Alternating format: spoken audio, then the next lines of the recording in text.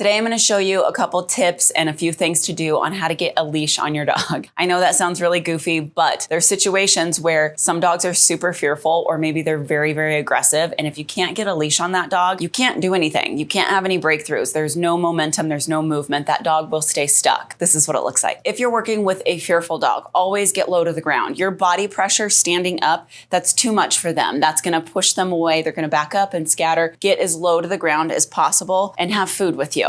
I use a slip lead for this. All I want to do is slip this over the dog's head, and I want them to get used to this leash pressure. It's the same thing for big dogs and small dogs. So what I do in the very beginning, and sometimes you have to do multiple steps with this because it's not always going to work the first time. I'm going to take my treat. I'm going to stick it through my leash. So the dog has to come to my hand.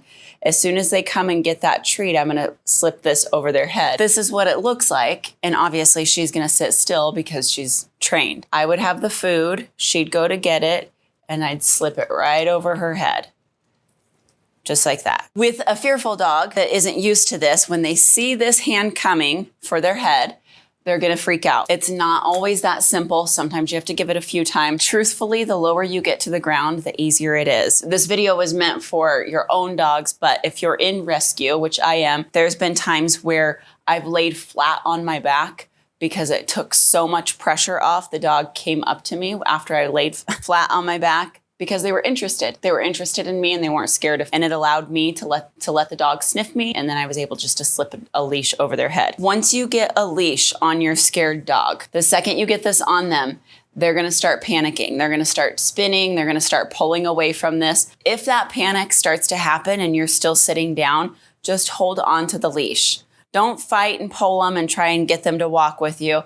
Just give them a second. Let them spin and have their panic. As soon as they stop, all you're going to do is take your leash and pull it just ever so slightly closer to you. It's going to happen again. You're going to give them leash. Don't fight them. Let them have their fit and then pull closer again. Then you're going to stand up and start walking. All you're going to do is little tiny bumps to get them to come with you and vocally encourage them. This is a really, really super delicate dance. You've got to come from a place of, I have to get you through this. When you know without a shadow of a doubt that what you're about to do is only going to be better for your dog and only going to benefit them in the long run, you cannot give in to their freak out. Every time you give in to that and you get nervous and scared and drop the leash or say, okay, we're done, I'm hurting you.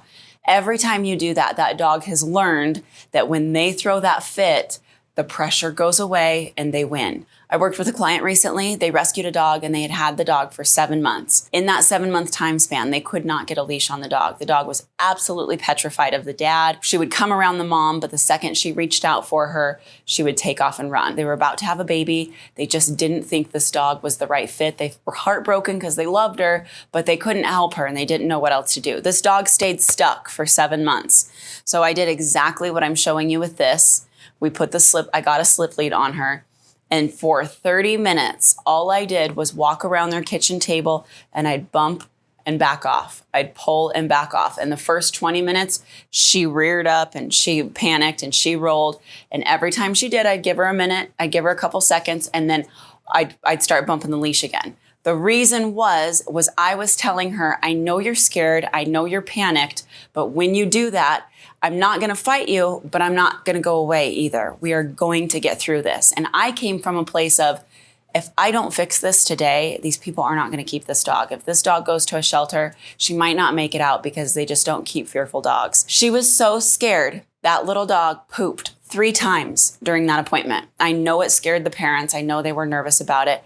I knew that we were going to have a breakthrough. I knew I could get her through that. I knew there's no new behaviors. I knew it was just a matter of confidence and me saying, it's okay. Don't worry about it. We're going to be okay. And 30 minutes into it, she started walking next to me. By the end of that hour, we had her on a prong collar, which is a different piece of pressure. That's a whole other video. She was walking at the dad's side. They were absolutely elated. They even called me the next day and said it was still going amazing. They were implementing the new rules and new tools.